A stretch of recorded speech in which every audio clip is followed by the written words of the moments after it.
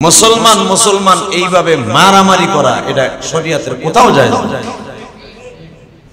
কোথাও আপনি দেখাইতে পারবেন না, দেখাইতে পারবেন না। আমি একজন আর্মি অফিসারের সাথে কথা বললাম গত মঙ্গলবার। সে বললেন, হুজুর, অনেকে মনে করে আর্মি অফিসাররা ডাইরেক্ট গুলি করে কেন, পুলিশ ডাইরেক্ট কেন গুলি করে, এতে কি কোনো কিছু হয় না? আসলে এটা জানে না। দেশের সাথে দেশের আইন শৃঙ্খলা বজায় রাখতে যে দেখা গেছে যে ৫,০০০ মানুষের ভিতরে ৫ জনরে মারলে দেশ ভালো থাকবে, তখন বাধ্য হইয়া তৎক্ষণাৎ সরকার ম্যাজিস্ট্রেট পুলিশের সাথে থাকে, খাতাপত্র থাকে, ফাইলপত্র থাকে, সাথে সাথে ম্যাজিস্ট্রেটের কাছে সাইন নেয়। সাইন নিয়ে বলা হয় এই ৫ জনকে পাখির মতো গুলি করে মেরে ফেলো। এই ৫ জনকে মারলে বাকি ৫,০০০ বেঁচে যাবে। তখন পাখির মতো, হুজুর এই যে মানুষে বলে যে পাখির মতো গুলি করে মেরে ফেলেছে, আসলে আমি বললাম যে এটা কি কোনো মামলা হবে না, এটা কোন সরকারের দায় দিতে হবে না? বলে ম্যাজিস্ট্রেটের কাছ থেকে সাইন নিয়ে তারপরে গুলি করা হয়।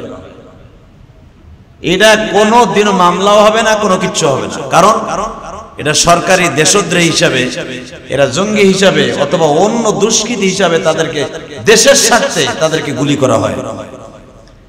তো আমি মনে মনে ভাবলাম, আল্লাহ, কত মায়ের কোল খালি হয়ে গেছে। আল্লাহ গো, এই যে আবু সাইদ সহ যারাই মারা গেছে, আল্লাহ সবাইকে আপনি মাফ করি না। আরো জোরে বলুন। আমি যদি ধরেন এই যে যাইতে সময় যে বোমাটা মারছিল যদি আমার গাড়ির উপরে পড়তো, আমিও তো মারা যেতাম, তাই না? হয়তো মারা না গেল, পঙ্গু হয়ে থাকতাম, অসুস্থ হয়ে থাকতাম হসপিটালে। আপনিও রাস্তাঘাটে শুনলাম আমার এই মিরপুর 10 নম্বরে অনেক লোক মারা গেছে। হ্যাঁ, মারা গেছে না, আপনারা জানেন। তো আমি আপনাদের সকলের কাছে বলি, আমাদের মাননীয় এমপি সাহেব আসলে অনেক ব্যথায় ব্যথিত হয়ে সবার জন্য দোয়া চাইছে। এটিকে বলে জনদরদি। সে ইচ্ছা করলে খালি বলতো যে আওয়ামী লীগের যেগুলা মারা গেছে, পুলিশ যেগুলা মারা গেছে, এগুলোর লেগে দোয়া করবেন। উনি কিন্তু আমারে বলেছেন এবং আমার সভাপতিরে বলে দিয়েছে, কমিটির সবাইকে, যে যারা আন্দোলনে মারা গেছে, ছাত্র বন্ধুরা এবং পুলিশ সহ যারাই মারা গেছে এবং যারা অসুস্থ আছে, সবার জন্য দোয়া করবেন। কারণ যারা জনপ্রতিনিধি তারা এইভাবেই দোয়া চাওয়া, এটা সুন্নাত। কথা ঠিক না বেঠিক? নিজের জন্য শুধু দোয়া চাওয়া, দোয়া করা, এটা হাদিসের ইখতিলাফ, হাদিসের মুখালেফ।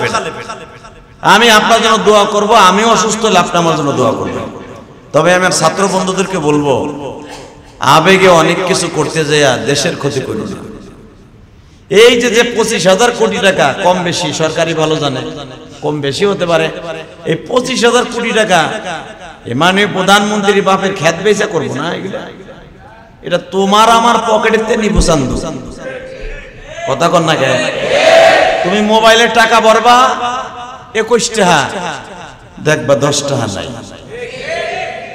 কারেন্টের মিটারে ঢুকাবা 1000, দেখবা প্যারাত করে 700 টাকা নাই।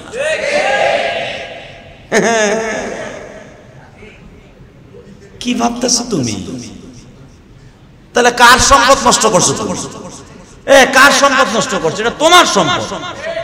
এই যে মানে প্রধানমন্ত্রী কষ্ট পেয়ে যে কানছে কালকে বেচারি, চোখের পানি এমনি এমনি পড়ে না মেয়া। এই মিরপুর 10 নম্বরে 1 বছর পর্যন্ত মেট্রো রেলে আপনারা উঠতে পারবেন না। 1 বছর লাগবে এই ক্ষতিপূরণ দিতে, কারণ সরকার তার খেত বেচে দিবে না। আর আর্মিকে যত সম্পদ সেগুলো বেচে, পুলিশরা যা করছে এগুলো বেচে দিবে না। তোমার আমার কাছ থেকে নিয়ে নিয়ে আস্তে আস্তে 1 বছর টোকায় টোকায় নিয়ে এরপরে এগুলো সব পুরো করবে। তাহলে ক্ষতি তো তুমি জাতীয়ভাবে করছো, আর জাতীয়ভাবে ক্ষতি কোনোদিনে ইসলাম স্বীকৃতি দেয় নাই, কিয়ামত পর্যন্ত দিবেও না। আল্লাহ তাআলা আমাদের সবাইকে হেদায়েত নসিব করেন। জোরে কানা আমিন। আরো জোরে, আরো জোরে। খারাপ লাগতেছে? লাগুক গে, তাতে আমার কি? মনে রাখবেন একটা কথা, শহীদ তাকেই বলা হয়। কোরআনে কি বলে শুনুন শহীদ সম্পর্কে? ولا تقولوا لمن يقتل في سبيل الله أموات بل أحياء ولكن لا تشعرون।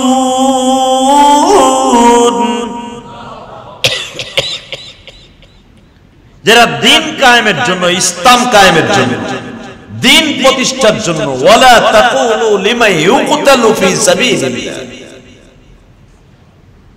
যারা দিন কায়েমের জন্য, আল্লাহর দিন প্রতিষ্ঠার জন্য, কোরআনকে প্রতিষ্ঠা করতে যায়া, সুন্নাহকে প্রতিষ্ঠা করতে যায়া, দেশ রক্ষা করতে যায়া যারা জীবন দিবে, ওয়ালা তাকুলু লিমান ইউকতালু ফি সাবিলিল্লাহ আমওয়াত, যারা মৃত্যুবরণ করবে, ওয়ালাকিন লা তাশউরুন, তোমরা জানো না বান্দা, এ সম্পর্কে তোমাদের জানা নাই, এদেরকে মৃত্যু বলো না, এরা আমি আল্লাহর কাছে জীবিত।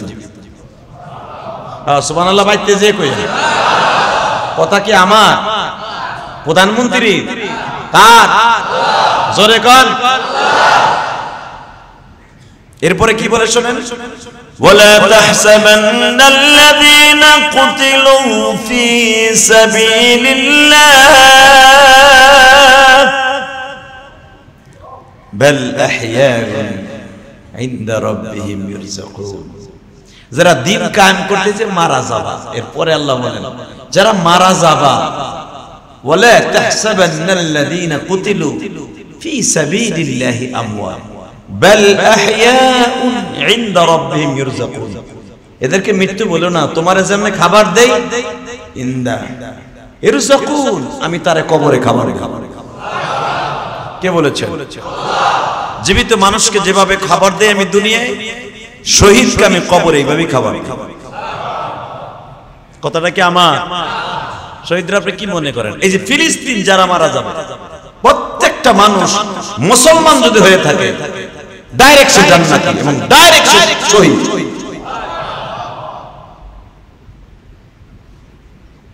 এখন জানি না, আমরা আন্তাজে একজনের শহীদ বললেই কিন্তু সে শহীদ না, ভালো করে বুঝেন। আমি ইলিয়াস রহমান যদি বলে দিলাম, দেখবেন অনেক হিন্দুর কবরের সামনে লেখা থাকে কি শহীদ শ্রীকৃষ্ণ বাবু লেখা থাকে না, শহীদ শ্রীকৃষ্ণ হালদার, এরকম অনেক লেখা থাকে।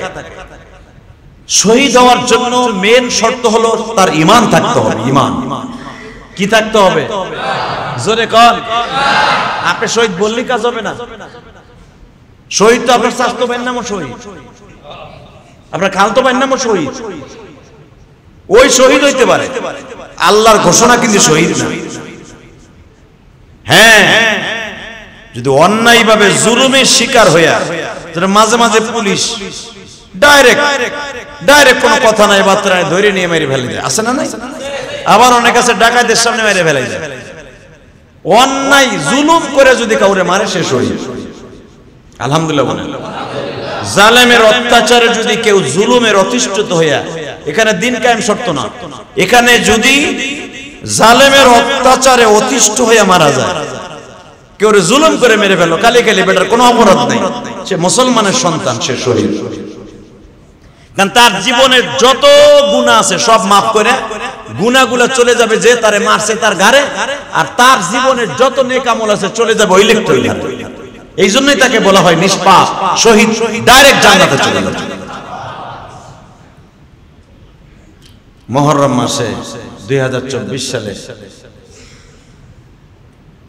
স্মরণীয় হয়ে থাকে বাংলাদেশে। বাংলাদেশের ইতিহাসে এত ক্ষতি বাংলাদেশে কোনোদিন কোনো আন্দোলনে হয়নি। কথা কন না কেন? আল্লাহ আপনি এই ক্ষতিটা আপনার পক্ষ থেকে করে দিয়েন, আল্লাহ পুরা করে দেন আপনি। আল্লাহ আমাদের সবাইকে আপনি হেফাজত করেন। আমার যে ছাত্র বন্ধুরা, কমলমতি কলিজার টুকরা, আমার দরদিরা, তারা রাস্তায় নেমেছিল তাদের আন্দোলনের জন্য। আল্লাহ যারা অসুস্থ আছে তাদেরকে সুস্থ করে দেন। আরে ভাই, আমার সন্তানরাও যদি অসুস্থ হইতো আন্দোলনে যায়, এখানে অনেক লোক আছেন, রাস্তায় তার ছেলেটা গেছে আন্দোলনে, বোঝে নাই কিছু, ও বোঝে নাই, সবাই নামছে, ক্লাস 7 এর পোলাও গেছে। একটা পোলার দৃশ্য দেখলাম, সে যখন তারে গুলি করছে, সে বলতেছে ভাই আমি কি মরে যাবো?